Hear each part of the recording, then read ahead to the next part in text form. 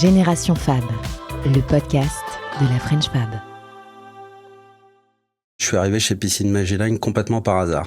En fait, on m'a fait passer mon CV, je suis rentré comme ça chez Piscine Magellan. Pour moi, une piscine, en fait, c'était une coque au bord de l'autoroute. Après, les choses se sont enchaînées. J'étais directeur de région. Au bout de 4 mois, je suis passé directeur commercial. Donc, il y a un changement total d'univers parce que je venais de la grande distribution des télécoms. J'ai travaillé chez Bouygues Télécom aussi. Et donc 17 ans maintenant chez Piscine Magellan, dans une entreprise à la base industrielle, qui a évolué maintenant avec du marketing, du commerce, de l'appli. Ça, c'est les nouveautés qui arrivent cette année au niveau de nos clients finaux. Et maintenant, on arrive où on prend la main à distance complètement pour avoir une expérience, je dirais, inégalée pour le client final. En fait, c'est oublier les contraintes, garder le plaisir. Voilà un peu le démarrage chez Piscine Magellan.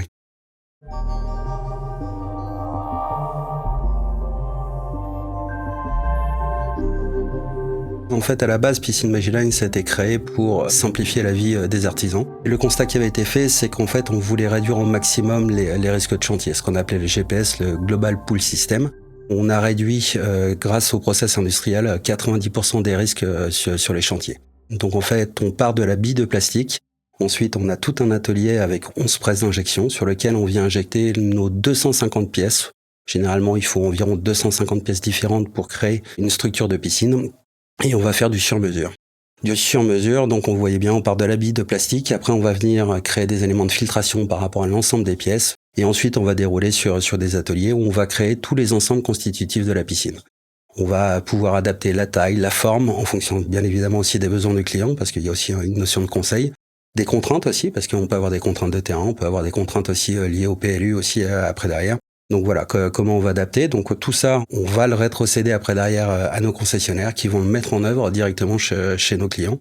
On passe d'ailleurs aussi maintenant soit par des pisciniers, ce qu'on appelle des pisciniers, ou des pisciniers paysagistes qui sont capables d'offrir, je dirais, un produit totalement fini. Donc une intégration parfaite en fait pour les clients finaux et avec souvent des réalisations qui sont magnifiques, quoi.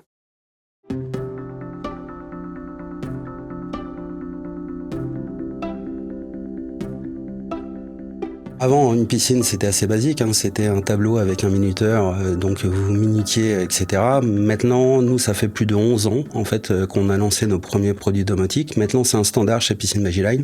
Donc, on a été précurseurs sur l'innovation aussi, surtout. Ça aussi, c'est dans l'ADN de Piscine Magellan. On a tout le process constructif, et là-dessus, on a rajouté de l'intelligence. On est capable de, maintenant, prendre la main à distance sur le bassin.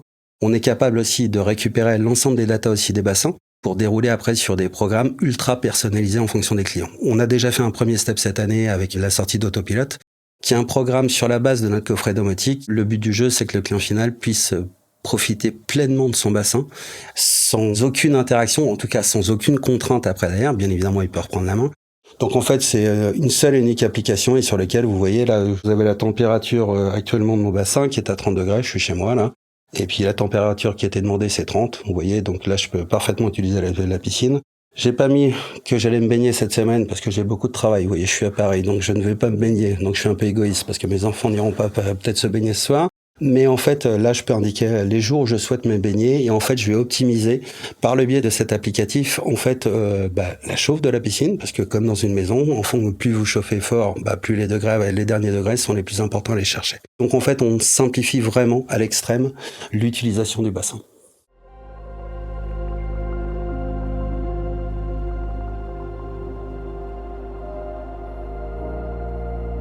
Quand vous êtes client final, généralement, vous faites une seule piscine dans votre vie, donc vous n'avez pas forcément ces points de comparaison. Donc ça, c'est tout le process d'accompagnement aussi qu'on fait auprès du client, depuis la démarche commerciale jusqu'à la mise en œuvre, et donc jusqu'à l'utilisation du bassin. Notre application nous aide là-dessus. Maintenant, on a aussi tout le process R&D aussi en amont, c'est-à-dire qu'en fait, maintenant, tous nos produits sont éco-conçus. Je m'explique, un système de filtration, 15 ans plus tard, je suis capable de venir le récupérer sur un chantier, de le renvoyer à l'usine, de le rebroyer, et de le réinjecter. Donc on est vraiment dans une économie de boucle. C'est ce sur quoi on travaille chez Piscine Magellan, donc de l'éco-conception jusqu'à l'utilisation auprès du client final. Alors bien évidemment en optimisant, parce qu'une piscine, vous pouvez vous baigner à 22, 24, 28, 30 degrés. En fait, c'est vous qui allez optimiser en fonction des températures souhaitées, de ce que vous souhaitez également faire au niveau de votre bassin. Et le but du jeu justement sur cette domotique, c'est de limiter au maximum en fait les pertes d'eau, les consommations électriques, Une piscine, ça peut être énergivore si elle n'est pas gérée, je dirais, de cette manière-là. En fait, le but de ce programme, c'est justement d'accompagner au maximum les clients et de leur simplifier à l'extrême l'utilisation de leur bassin.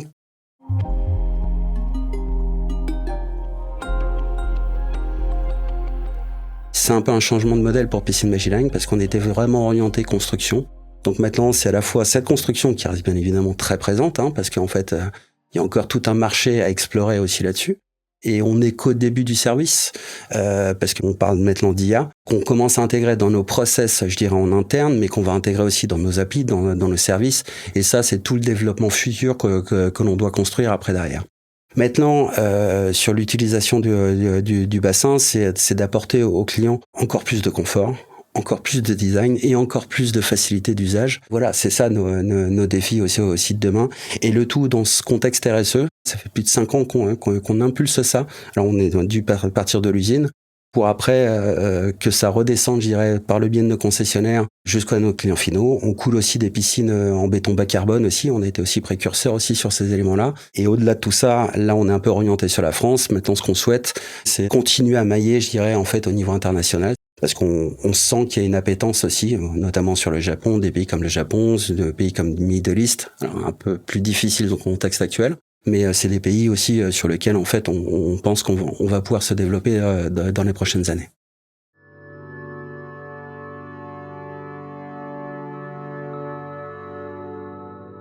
Alors les grandes fiertés, c'est toutes les innovations. Nous, on est label Origine France Garantie depuis 2011, donc tout est produit à 100% dans notre usine de Troyes dans l'Aube.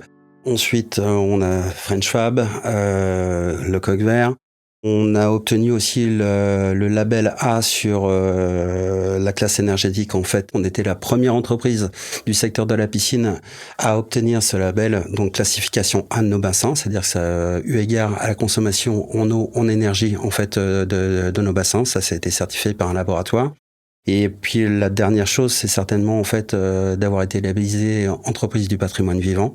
Ça, c'était en 2025, l'année dernière. Ce qui matérialise, en fait, au niveau de Piscine Magiline, un savoir-faire, entre guillemets, industriel, qui est fait depuis 1994 au niveau de Piscine Magiline.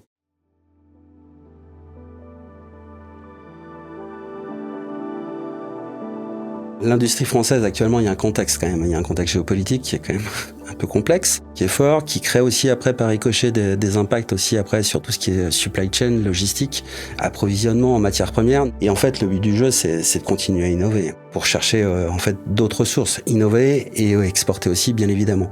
En tout cas, on a tout en France par rapport à ça. C'est-à-dire qu'on a quand même un socle industriel qui existe. On a quand même aussi toute une base de formation aussi, on a au niveau ingénieur, etc.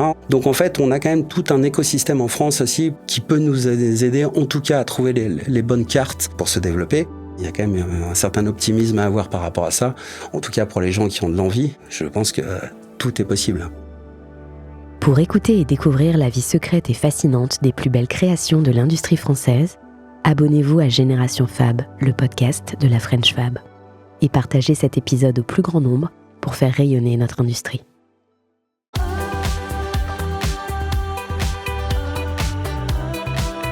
Génération Fab, le podcast de la French Fab.